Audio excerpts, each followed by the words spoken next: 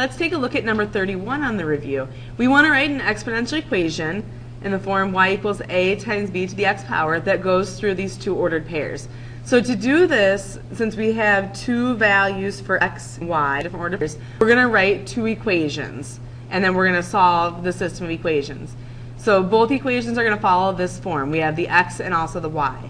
So using this first point, I'm going to put 23 where the y is, 23 equals a times b to the 6th power. The x is 6. Okay, so notice we don't know what the a and b variables are yet. That's our goal, is to find out what those are. I'm going to do the same thing with this ordered pair. 48.27 equals a times b to the 2nd power.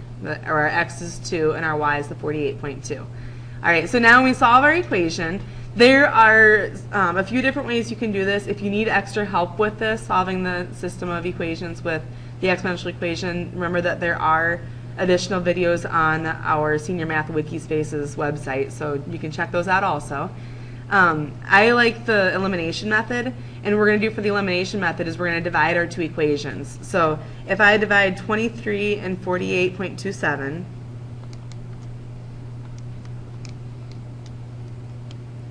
we get, I'll make a little note here that we're dividing, 0.476.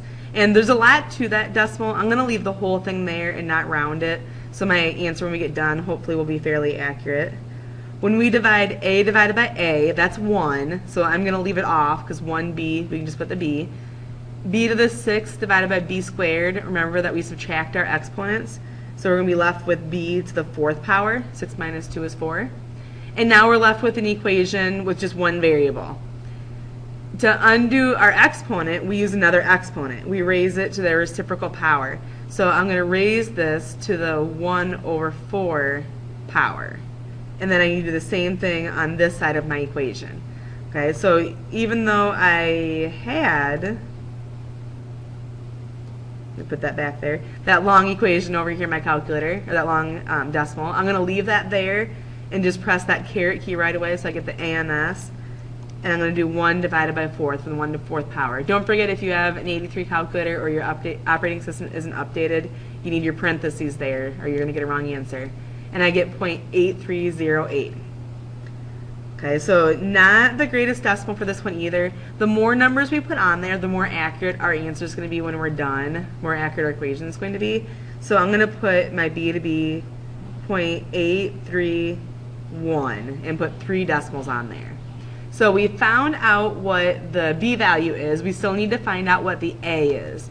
So I'm going to take this answer right here, this b, and I'm going to go back to either of my first two equations. I'm going to use the 23 equals a times b to the 6th, and I'm going to plug that in for my b value.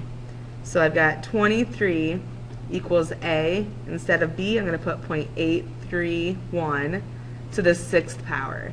And then I want to solve this for a. There's a couple ways you can do this. You can type this part in your calculator and find out what number 0.831 to the 6th power is. We can also go ahead and just divide by it since it is a number. And do that over here also. And if I type that in my calculator, a little help, 23 divided by 0.831 to the 6th power gives us a to equal 69.84. So we found the a and b values. There's still one more step. We need to actually write our equation. So I'm going to write it out as y equals, put the x and y back in there, 69.84, and then times 0.831 to the x power.